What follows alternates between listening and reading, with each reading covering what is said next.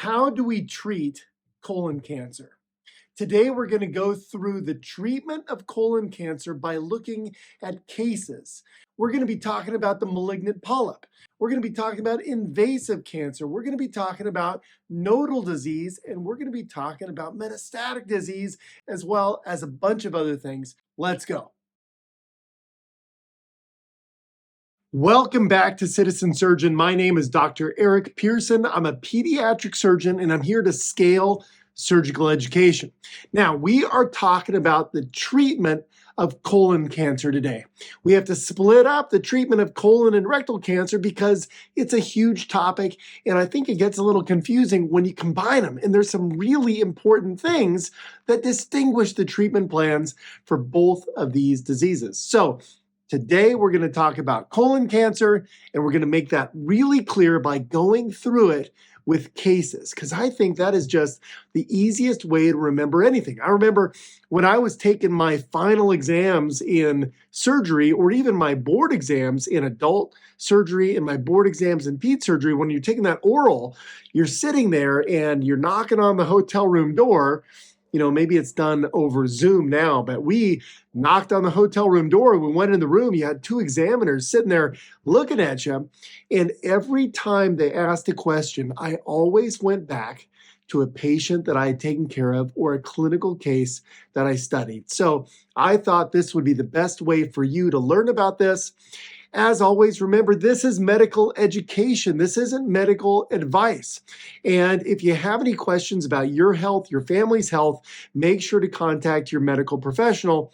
For the students of medicine out there, the nurses that are seeking more education, I'm happy to be a part of that, but I can't be the only part. So make sure you're making decisions for yourself and getting a full and complete education at school. Okay, so with that covered, let's get into colon cancer. So the first thing is to know that the treatment of colon cancer, any cancer for that matter, is multidisciplinary. It takes a team. When we go to tumor board, we see not only the surgeons, but we see the oncologists. We see the radiation oncologist. We talk with the radiologist. We talk with the pathologist. When we think about treatment, surveillance, and survivorship, we have a whole team of people that are responsible for patient care. So today, this is an overview, general knowledge on the treatment of colon cancer. So what are the different things that comprise treatment? All right, we've gone through what it is. We've gone through making the diagnosis. We've gone through screening. We've even gone through staging. So now we're at treatment.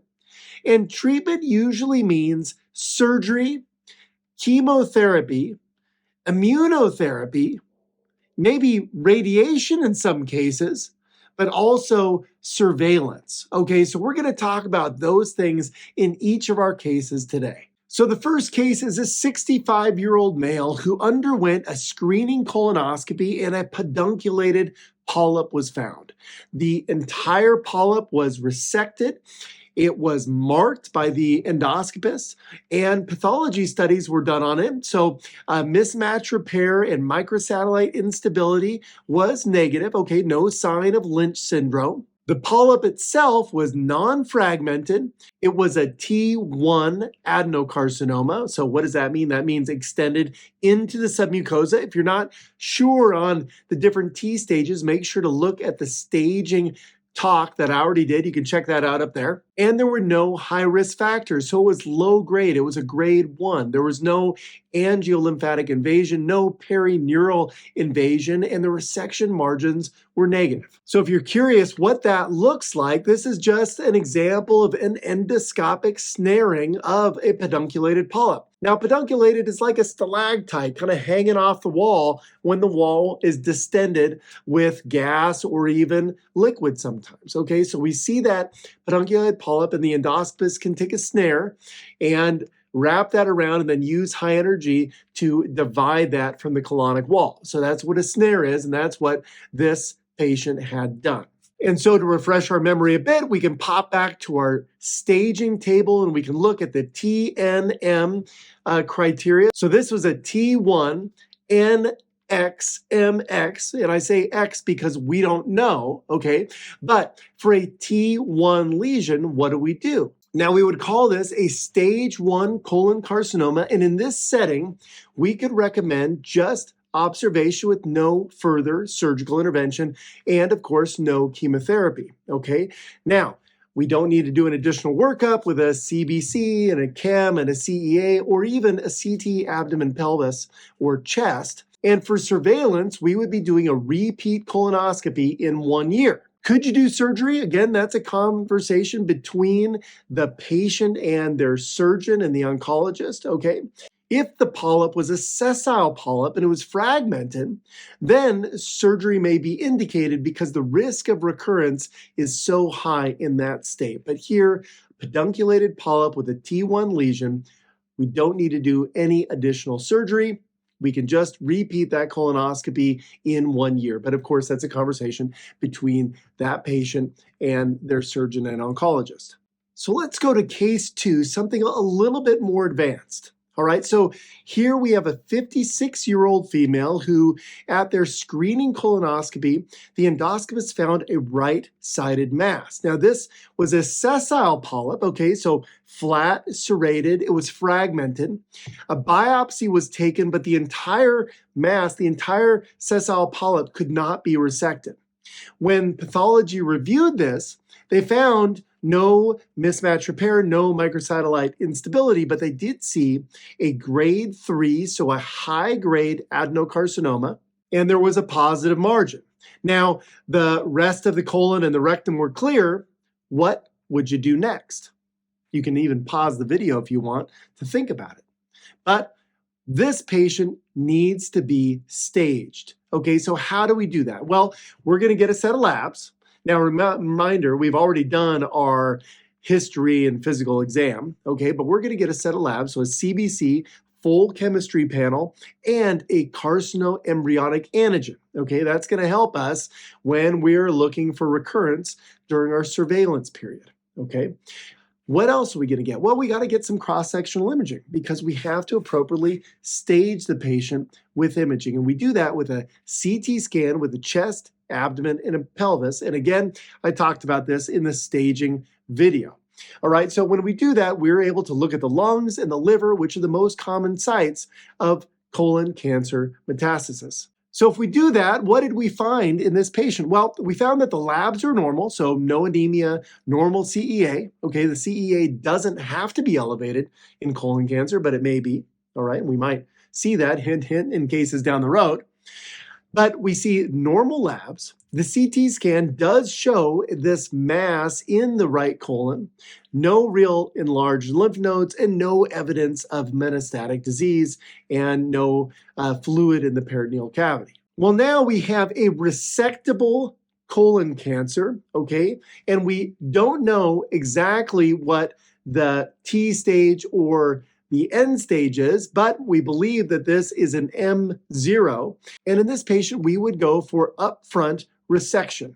This patient had a laparoscopic right colectomy with complete mesocolic excision and en bloc excision of those regional lymph nodes. So the first question is, why laparoscopic? Well, in experienced hands, and we know from good evidence, so there's the COST study, there is the classic trial, there is the color trial. These show us that the laparoscopic approach in experienced hands is as good or better than an open colectomy. And I'll put the links to those trials, those papers in the references below, so check that out. Now, we got to look at the colonic anatomy, so check that out here. We have the ascending colon goes to the hepatic flexure, the transverse colon, the splenic flexure, the descending colon, and the sigmoid colon before we have splaying of the tinea and we get to the rectum. We can also see the blood supply here. So the blood supply to the colon comes from two different arteries. We have the superior mesenteric artery. Now that goes and gives off the ileocolic artery that supplies the distal ileum as well as the cecum and ascending colon. We have the right colic artery that's off of this ileocolic artery, okay, and that's supplying the hepatic flexure, and we have the middle colic artery that is supplying the transverse colon up to the splenic flexure. From the splenic flexure down, we have a different blood supply, and that is the inferior mesenteric artery. Now, one of the things we love to quiz and is important to know are what are these collateral vessels that connect the SMA and the IMA?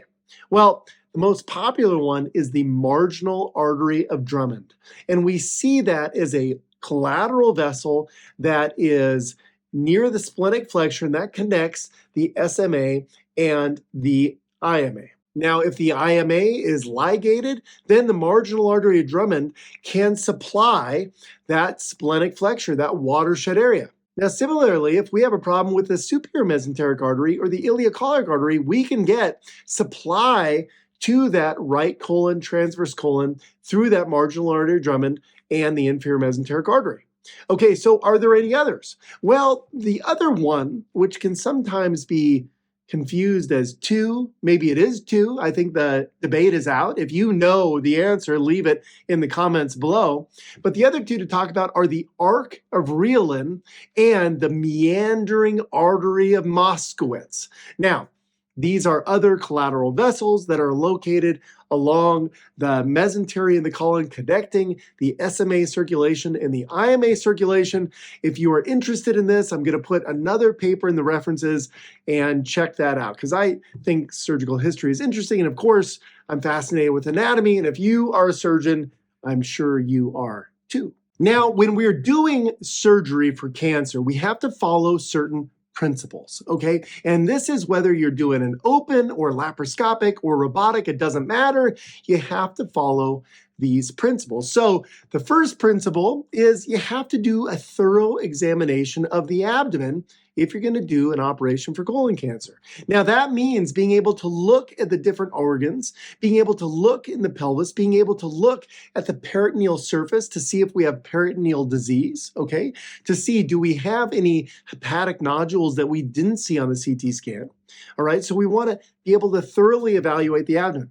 Second is when we resect the colon, we are not resecting just the colon. So we need not only the colon, but the mesentery, which is going to contain all those lymph nodes, and we need to ligate the vessels supplying that part of the colon, not next to the colon, but down near the aorta. So for example, in a left colectomy, when we're ligating the inferior mesenteric artery, we're going to dissect that out and we're going to ligate and divide that just a centimeter off the aorta. So we have nice central control. That's going to allow us to collect all of those lymph nodes in that basin between the aorta and the colon. And it's not just a good idea to remove those to get more lymph nodes, but it's been shown to improve survival in colon cancer. So that's a really important reason why doing a complete mesocolic excision is needed. So the next principle is what I just referred to. So we need to do a lymphadenectomy and we need to collect at least 12 lymph nodes. If we have less than 12 lymph nodes, then that is a high risk feature. And so that may mean that we may consider doing chemotherapy. We're going to talk about that in the next case. So we want to make sure that we get a nice central control and we get enough lymph nodes to make that an adequate resection. If we see other suspicious lymph nodes that are not in the basin, we want to take those as well. That's another principle in colon cancer surgery. And this next one is marking the radial margin. So margins that is a really important word in cancer surgery. And what is a radial margin? Well, the resection margin would be the distance in the colon, the mucosa, the distance between the cancer and the cut edge. So if we had a mass in the colon and we cut the colon here, well, that resection margin would be there. But what's the radial margin? Well, the radial margin is referring to the non-peritonealized colonic surfaces. Okay, well, what's that? Well, what part of the colon is in the retroperitoneum? Well, we know that the ascending colon and the descending colon is in the retroperitoneum. So when we are doing a right colectomy or we're doing a left colectomy and we're taking that colon out of the retroperitoneum, we need to mark that with a stitch, the area where the cancer is, so the pathologist can look at that radial margin. all right? If we're in the transverse colon or the sigmoid colon, well, the radial margin is just the mesenteric surface, okay? That's the only area that's not peritonealized. So I hope that makes sense, the difference between the resection margin and the radial margin. And then finally, we talked about a bit, but minimally invasive surgery, the classic trial, the color trial, the cost study, this is done in experienced hands. So if you're an experienced laparoscopist, then a laparoscopic colonic resection, and if you have the resources for it, would be a safe option for surgery. Now, we've talked about this and I explained it, but what is complete mesocolic excision? Well, we're also going to talk about it when we talk about a complete mesorectal excision, when we talk about the treatment of rectal cancer. But this means careful dissection along the embryologic plane, staying outside that fatty layer that's enveloping all the vessels. That's where all the lymph nodes are, and getting a central ligation of the vessel that supplies that part of the colon. That is a complete mesocolic excision. And you can tell that that would be different than just coming right under the colon and missing all those vessels and all those lymph nodes and leaving those behind. So let's get back to this patient. We have this 56-year-old female. We did a laparoscopic right colectomy. We did a complete mesocolic excision, and it turned out to be a T3 adenocarcinoma. Well, what's that mean? That means it's into the muscularis propria now, okay? So we have a T3 adenocarcinoma. We have 0 lymph nodes positive. And when we reviewed it, we had no mismatch repair, no microsatellite instability, as we talked about before, and no evidence of peritoneal disease, no evidence of metastatic disease. So what stage are we? Well, before we get there, let's just talk about high-risk features. So high-risk features. So that would be a cancer that's poorly differentiated or undifferentiated. If we have lymphovascular invasion or angiolymphatic invasion, if we have perineural invasion. If the cancer was causing a bowel obstruction, that's a high-risk feature. Like I said, if we have less than 12 lymph nodes in the specimen, that's a high-risk feature. If there is localized perforation, so is the cancer causing a perforation? If there is positive margins, either radial or resection margins on the resection specimen, and if there is high-tier tumor budding. And we talked about what tumor budding was in that diagnostic video, but that's tumor deposits that are not within the lymph nodes, but maybe within the mesentery. Okay, so that is tumor budding, and that's a high-risk feature. So what stage are we? Well, if we go back to the staging slide, you got to go to that every time. I certainly don't have that memorized. We look and we see, well, we have a T3, N0, M0, and this is a stage 2A colon cancer.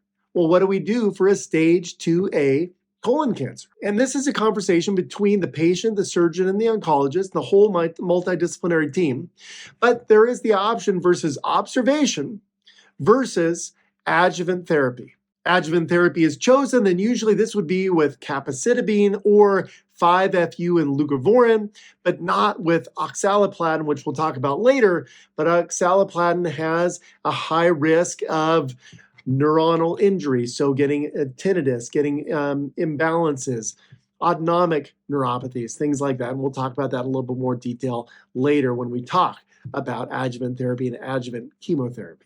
So that's the treatment. What's the follow-up going to be like? Well, we're going to do a history and physical exam every 3 to 6 months for the first 2 years, and then every 6 months to complete 5 years. We're going to get a CEA at those visits every 3 to 6 months for the first 2 years, and then every 6 months to complete 5 years. When it comes to CT scan, we're going to get a CT scan of the chest, abdomen, and pelvis every 6 to 12 months, up to 5 years. And then finally, we're going to do a screening colonoscopy 1 year after the initial surgery. Now, if a screening colonoscopy was not done, then we would do that at 3 to 6 months postoperatively. So let's get on to case 3. And I titled this one Positive Nodes. So I think you know what's coming. All right. So here we have a 60-year-old male who is complaining of blood in his stool, also complaining of mild abdominal discomfort. Physical exam was unremarkable. He never had a screening colonoscopy, and so a colonoscopy was done after referral to his GI doctor, and they found a large mass in the sigmoid colon. Now, this was biopsied, but it could not be completely resected. It was just large and almost filling the entire lumen of the sigmoid colon, but not causing an overt obstruction. All right, knowing that, what are you going to do? Well, we looked at the pathology, and this was a colon cancer, a high-grade colon cancer, and so we need to stage this patient, okay? If we have an incompletely resected lesion, we need to stage that patient. So we do labs, our CBC, our chemistry panel, our CEA, and our CT scan, chest, abdomen, pelvis. And in the staging talk, I did talk about some alternatives. So when do you do MRI?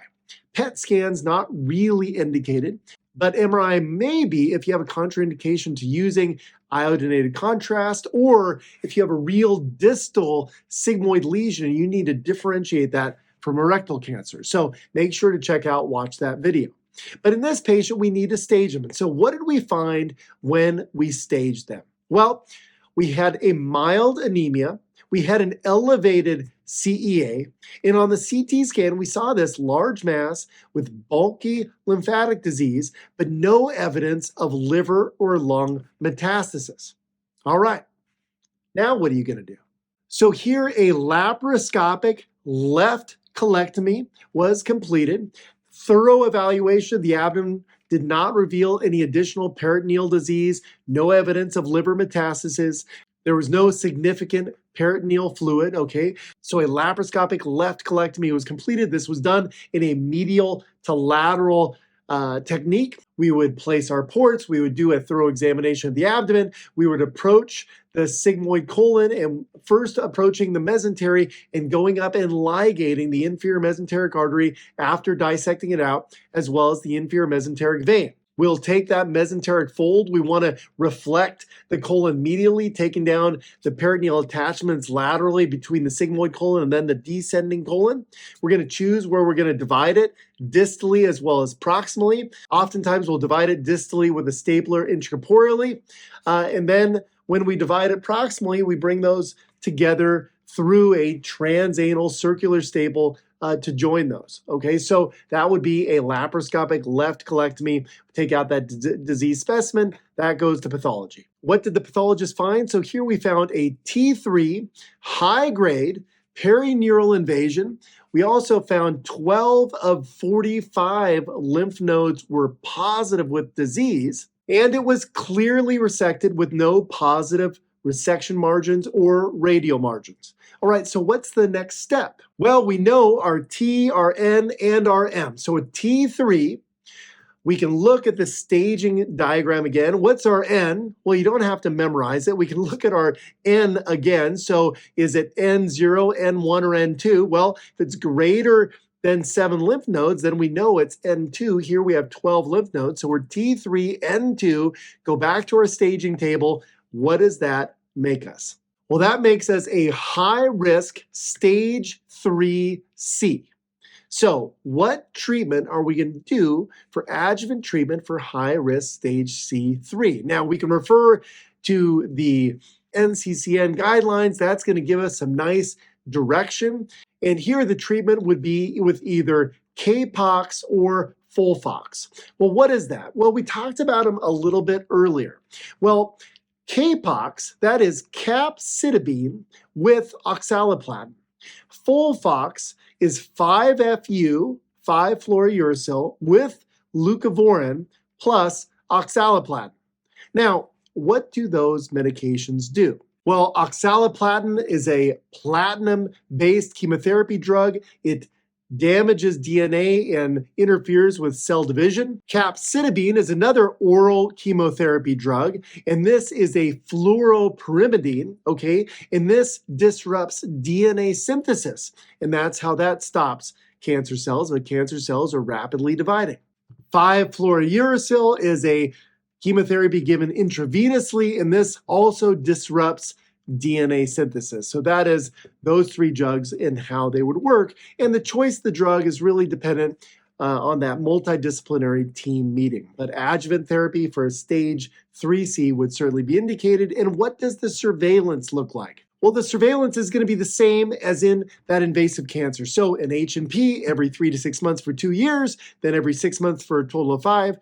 A CEA at each of those visits every 3 to 6 months for 2 years, then every 6 months for a total of 5. A CT scan of the chest, abdomen, pelvis every 6 to 12 months for a total of 5 years. And a colonoscopy in 1 year from surgery. And if you haven't had a colonoscopy before the presentation or been able to fully evaluate the colon, then that would be done at 3 to 6 months after the operation. All right, so if we are ready, we can get to case number 4. I know you've been looking forward to this. I hope you are feeling comfortable and we're seeing some patterns, but let's get to case 4. And can you imagine what this is titled? This is titled Metastatic Disease. So here we have a 47-year-old male who presented to his family practice doctor with painless blood in the stools. All right. He also had weight loss that was unexplained and some fatigue. He has a family history of his father dying from an unknown abdominal cancer at the age of 50. And unfortunately, this young man did not have a screening colonoscopy at the age of 45. The gastroenterologist that he was referred to did a colonoscopy, and in the right colon, he found a mass that was weeping with blood. He biopsied it, could not get the whole mass out, and this came back as an adenocarcinoma. So what are we going to do? Well, I hope you see the pattern here. So we need to stage the patient. So we do a set of labs, the CBC, a chemistry panel, and a CEA. We do a CT scan of the chest, the abdomen, and the pelvis. He didn't have any contraindications to having a CT. So we do that staging workup, and what did we find? So again, we see an anemia. Again, we see an elevated CEA. The CT scan showed this mass in the right colon, also some bulky lymphadenopathy, and a synchronous lesion in segment 3 of the liver. Do you know your segmental anatomy of the liver? You should. There's 8 segments. Okay, so segment 3 is in the left side. So he has a single lesion in segment 3 of the liver. Now, when we have metastatic disease, usually in the liver or the lung, things get a little bit more complicated, and this is where that multidisciplinary team really comes in. But there are 3 big options for this patient. So first is resecting that colon cancer up front and resecting that liver disease. That's number 1. Another option is neoadjuvant therapy, followed by resection of the colon cancer and resection of that liver tumor. And third would be upfront colectomy, then adjuvant therapy, and then a resection of that liver tumor. Now, often patients who present with metastatic disease do not have resectable disease up front. And the only reason to resect metastatic disease is to get what's called an R0 resection. And that means a curative resection. All the cancer is taken out. Debulking surgery, leaving R2 disease, which is macroscopic disease behind, does not improve survival in colon cancer. So our only option is to get metastatic disease out. And if we can do that, we can improve survival from the teens, okay, you saw that in the survival curves in the staging video, to over 30% in patients that have a metastatic disease to the liver. Okay, so important to get that resected. Oftentimes neoadjuvant chemotherapy, so neoadjuvant means chemotherapy given to the patient before surgery. Often neoadjuvant chemotherapy will be used to shrink a tumor down so that it can become resectable. Any of these options that are taken are going to be followed by another 3 to 6 months of chemotherapy, usually with CAPOX or FOLFOX. Well, what does surveillance look like in this patient, depending on what is decided? Well, same thing, with a little change, Can you see it?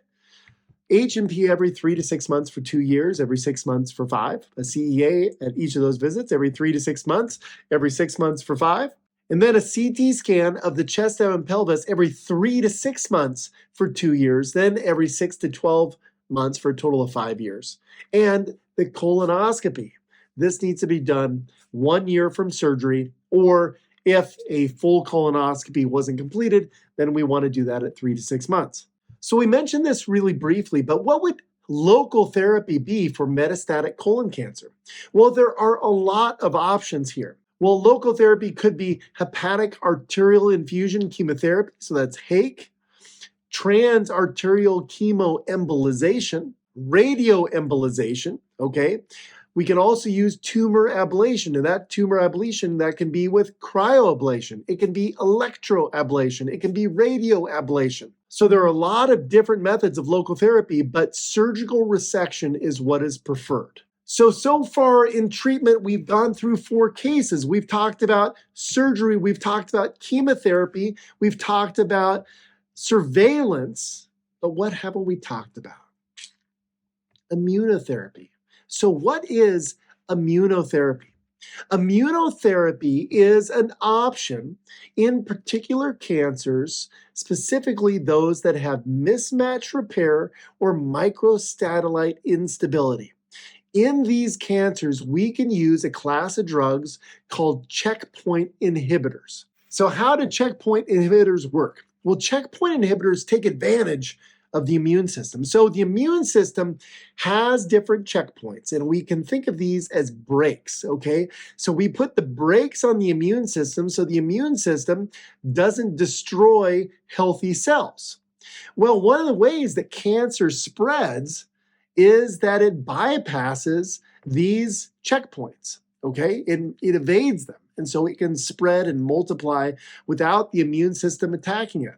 And so what do checkpoint inhibitors do? They take the brakes off the immune system, and that allows the immune system to more effectively identify cancer cells and then attack them more effectively. And so checkpoint inhibitors are not used in all types of colon cancer, but they have been shown in those colon cancers that have mismatch repair or microsatellite instability. These might be referred to as dMMR or MSI-H colon cancers, those associated with Lynch syndrome. And so the 2 types of checkpoint inhibitors would be PD-1 inhibitors and CTLA-4 inhibitors. Both of these allow T cells. So our immune system has T cells, B cells, natural killer cells, but allows T cells to more effectively attack and identify cancer cells. Now remember, this is general information, so definitely that conversation with the multidisciplinary team, and if that cancer is a candidate for checkpoint inhibitor therapy, that's an important discussion to have. I hope you enjoyed that today at Citizen Surgeon. We talked all about the treatment of colon cancer. If you haven't checked out those other videos on what colon cancer is, how we screen for it, how we diagnose it, and how we stage it, you got to watch that. So check those out either in the colorectal cancer playlist or just hit those videos. Today we talked about 4 different cases: the malignant polyp, invasive cancer, nodal disease, and metastases.